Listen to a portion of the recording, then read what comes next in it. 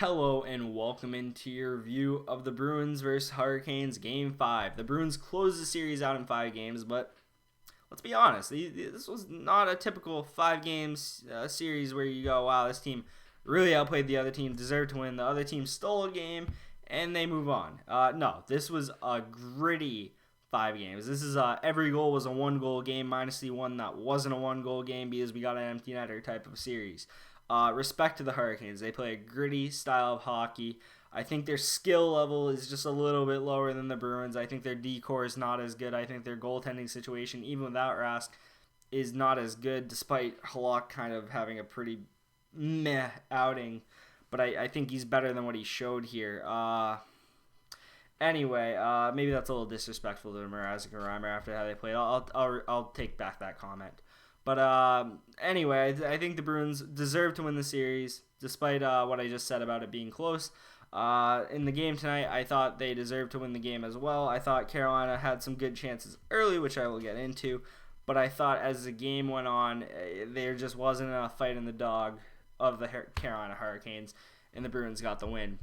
So as for lineups going into this game, Pastrnak comes back in. Someone had to come out, and I thought they made the right choice, pulling Anders Bjork, who really has not looked that great this series.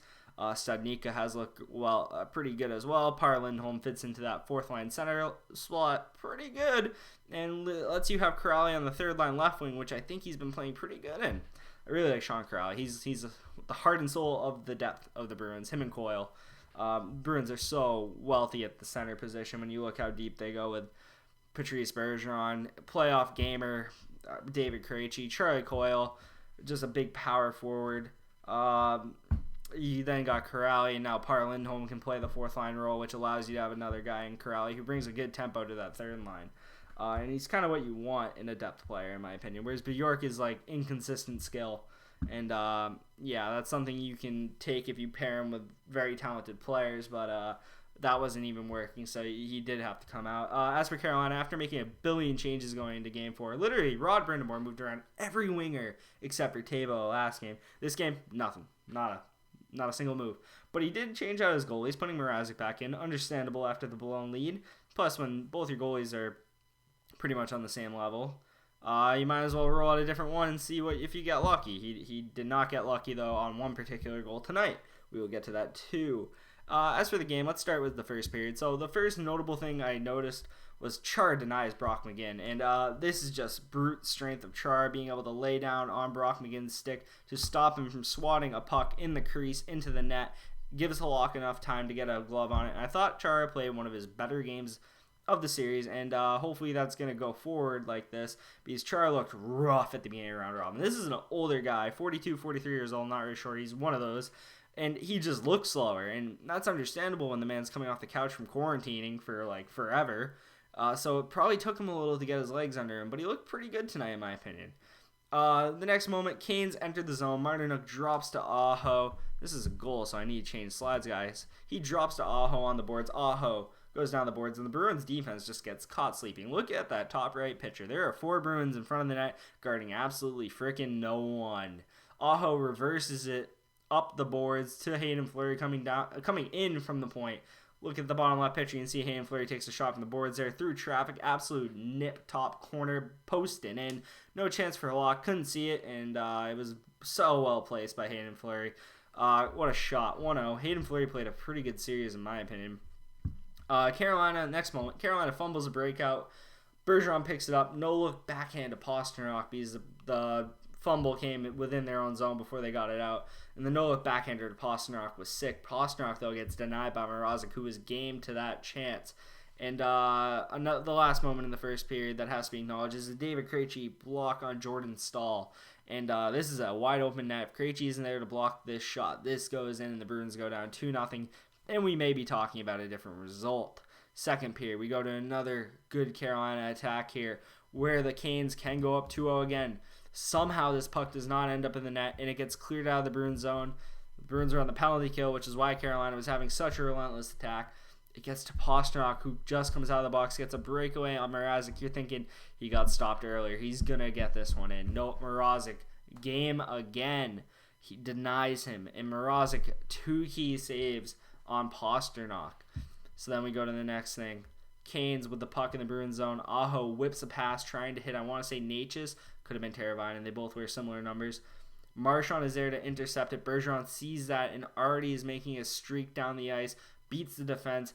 Marchand hits him with the pass. Aho, however, recovers in time to hook Bergeron from behind. Definitely a penalty. Some people were arguing penalty shot. I'm kind of 50-50 on it because he does decrease the quality of the chance by a lot. But at the same time, Patrice Bergeron does get a puck on Mrazek.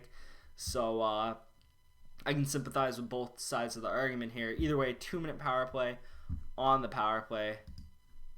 The Bruins, with 34 seconds left on the power play, attempt a zone entry and meet little resistance. And people are going to say, flukish goal. I'm going to say, where's your defense, man? Why are you letting the Bruins enter the zone this easy? That's really what it comes down to here.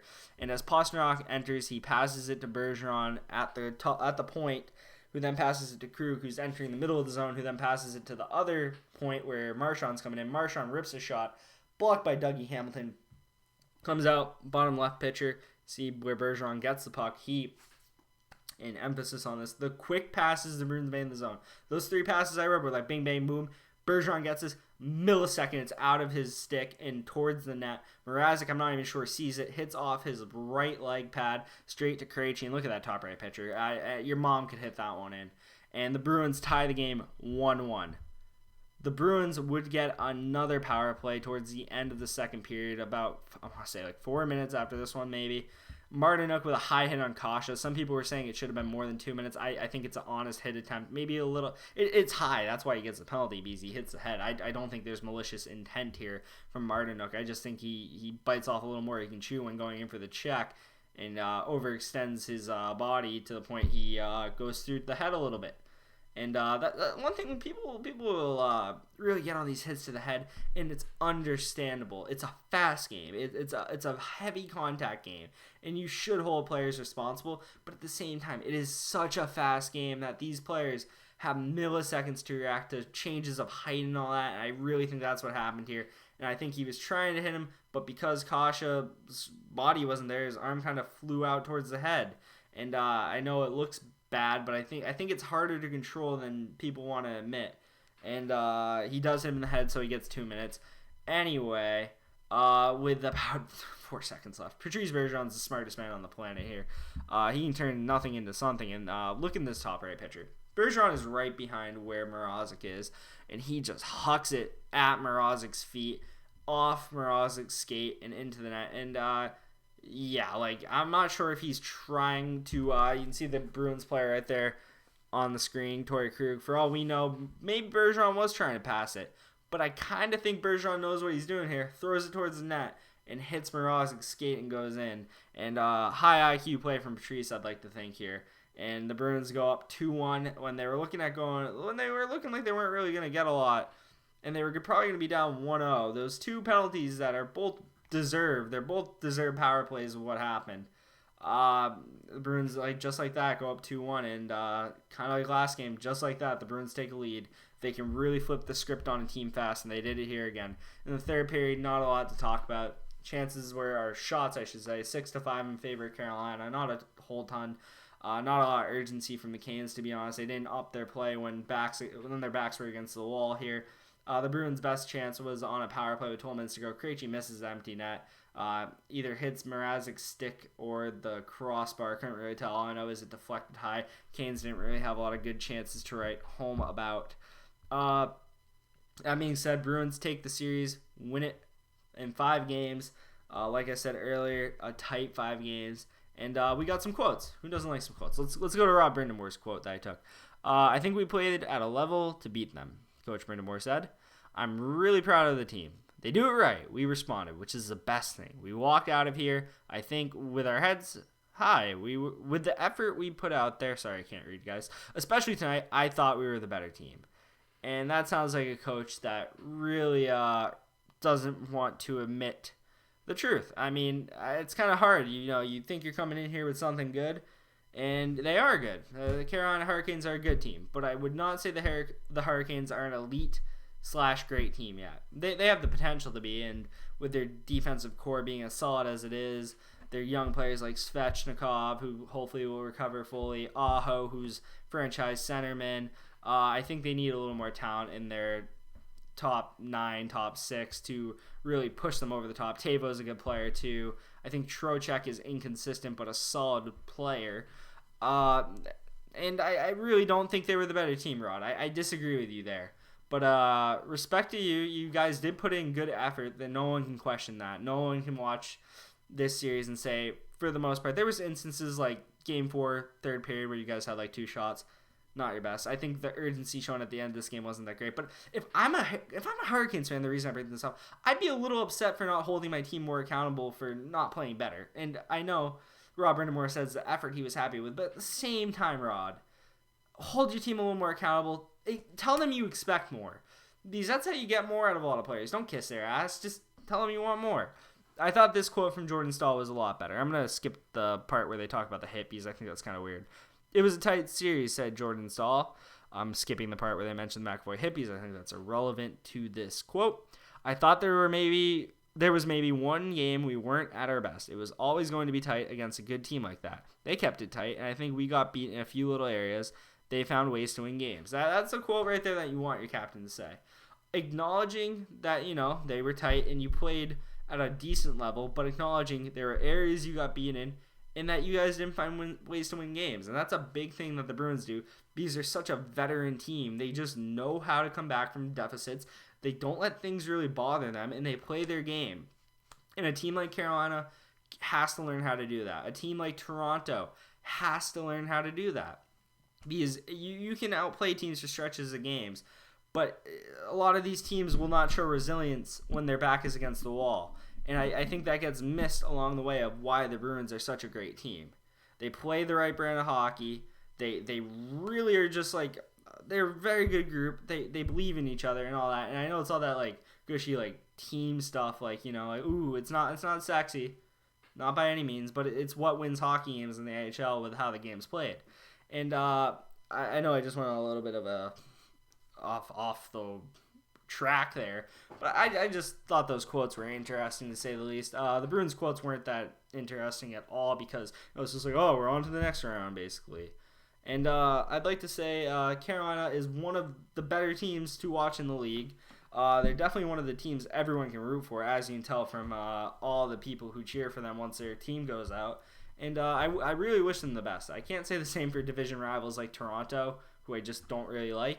I do like Carolina, and I hope one day they can raise the cup because they're a group that you can cheer for. You like Rod Brind'Amour. I didn't like that quote, but you like Rod Brind'Amour. And I wish this team the best going forward, and I hope they have success. As for that, moving on to the outro part of the video, you can see the Bruins celebrating on the bench right there. The 3 stars of the series, number 1, you got to go with David Krejci. This man balled out 8 points in 5 games, 3 goals. This guy was like probably our most chances created guy on the team, I would think. And that's a big deal in my opinion, is if you are dangerous at all times, whether the puck's going in or not, it went in for Krejci. If you are creating opportunities for your teammates, you are doing something right, and Krejci was constantly doing that. Number 2, McAvoy, averaged about 25 minutes per game. Not the most eye-popping minutes per game. His stats aren't exactly eye-popping, but if you watch the game, this guy plays so hard, plays so well, makes the right decision with the puck 9 out of 10 times, maybe 10 out of 10 some nights, and just love watching McAvoy play. Definitely one of the best defensemen in the league. 3, Bergeron, and you gotta go with this. I was thinking maybe DeBrusque because of him igniting the comeback on Game 4, but I had to go with Bergeron for that Game 1 double OT winner. Along with that, I think he was 2nd or 3rd on the team in points, as well as today's performance. Really just, got the game winner today as well. So he's 2 game-winning goals in a 5-game series. I believe he had an assist as well on the David Krejci. Yep, he did. He shot it at the pad. That quick pass, great decision. Good defense. Really did a good job of shutting down Aho, which is something Bergeron does a lot. And if you watch the Bruins for any length of time, you realize Bergeron just can dominate games and really impact in ways other people can't. That being said, that's all I have for you today. Thank you for watching the video as always. I appreciate it if you made it to this point. Subscribe if you like the video. Follow my Bruins coverage going forward. I will be covering the other Eastern Conference series in the next round because it's a little more manageable. and I will be covering the Western Conference Finals as well as the Eastern Conference Finals and the Stanley Cup. That is all I have. Thank you for watching. Bye.